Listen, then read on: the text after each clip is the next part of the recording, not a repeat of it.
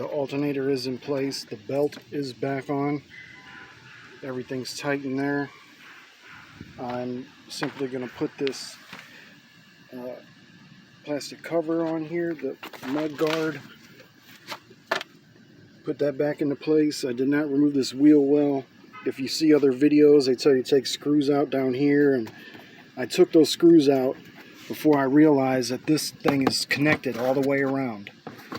So I don't know how well you can see that, but just take my word for it. It's a waste of time.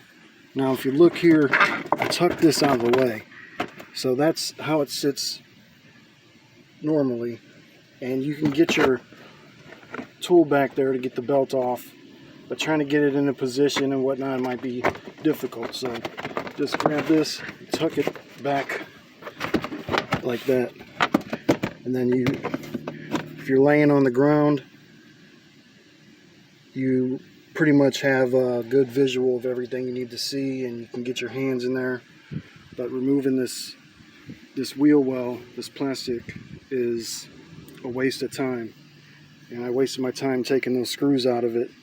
It was just unnecessary. But as of now, that's where I'm at, which is basically about done. I'm about to put the wheel on, put this engine shroud back on, connect the battery, and start it up. Make sure the belt don't spin off.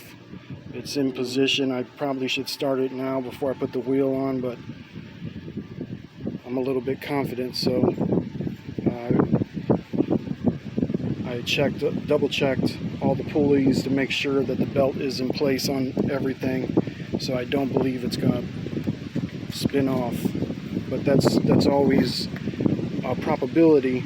So before you reassemble, that it's smart to start it up to make sure that belt isn't gonna spin off. You might have missed something, and then if you get it all assembled and you got to remove everything, it's going to be a pain and very frustrating.